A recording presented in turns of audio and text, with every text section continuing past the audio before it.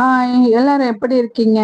இந்த விளாக்ல நம்ம பார்க்க போறது பார்த்தீங்கன்னா, நம்ம வந்து டியூஸ்டே விளாக் தாங்க பார்க்குறோம். செவ்வாய்க்கிழமை அன்னைக்கு நம்ம வந்து வெற்றிலை தீபம் தான் போட்டிருந்தோம். லாஸ்டா வந்து நம்ம கார்த்திகை மாசம் அப்போ வெற்றிலை தீபம் போட்டிருந்தோம். அதுக்கப்புறம் வந்து நம்மளால வெற்றிலை தீபமே போட முடியலங்க. அதோட நம்ம தை மாசம் இப்போதான் வந்து வெற்றிலை தீபம் வந்து போடுறோம் நம்ம வீட்டில். இதோட வந்து அடுத்த வாரம் இதே செவ்வாய்க்கிழமை அடுத்த வாரம் பார்த்தீங்கன்னா கரெக்டாக 7 நாட்கள் இருக்கு. அந்த 7வது நாள் தான் வந்து நம்ம இத்தனை நாள் நாங்கள் வெயிட் பண்ணி இருக்கிற அந்த 48வது நாள் தைப்பூசம் அன்னைக்கு தான் வருது. நாங்கள் ரொம்ப ஈகராக வெயிட் பண்ணிட்டு இருக்கோங்க. இந்த தைப்பூசம் வந்து எப்படி நம்ம வாழ்க்கையில் என்னென்ன மாற்றங்கள் வரப்போகுதுன்னு சொல்லி நானும் ரொம்ப நாளாக வெயிட் பண்ணி பார்த்துட்டு இருக்கேன். உங்கள் கூடவே சேர்ந்து நானும் பார்க்கலாம் வெயிட் பண்ணுறேங்க. இப்போ பார்த்தீங்கன்னா நம்ம வந்து வெற்றிலை தீபம் எப்படி எல்லாம் போடலான்னு சொல்லி தான் உங்களுக்கு ஒரு மாதிரி நான் வந்து உங்களுக்கு காட்டிட்டு வரேன்.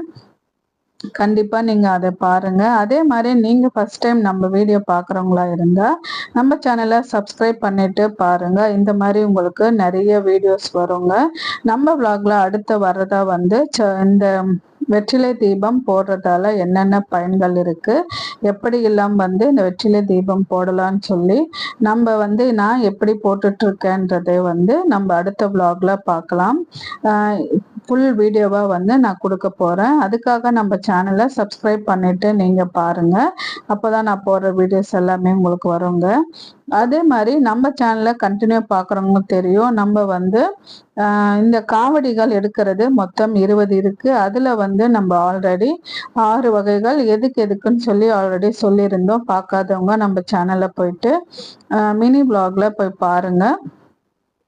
அது பார்த்தீங்கன்னா உங்களுக்கு தெரியும் எந்தெந்த காவடி வந்து எதுக்கு நம்ம எடுக்கலாம் அப்படின்னு சொல்லி உங்களுக்கு டீட்டெயில்டாக சொல்லியிருப்பேன். இதில் வந்து முடிஞ்ச வரைக்கும் நான் வந்து அடுத்த காவடிகள் வந்து நான் சொல்ல ட்ரை பண்ணுறேங்க. நீங்கள் வந்து எதுக்குன்னு சொல்லி நீங்கள் பாருங்கள். இது பார்த்தீங்கன்னா வந்து சந்தன காவடி.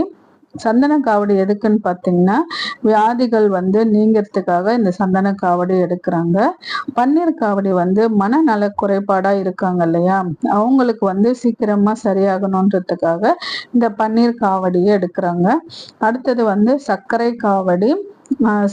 சந்தான பாக்கியம் வந்து நம்மளுக்கு நிலைக்கணுன்றதுக்காக காவடி எடுக்கப்படுதுங்க. அடுத்த விளாக்ல நம்ம பார்க்கலாம்.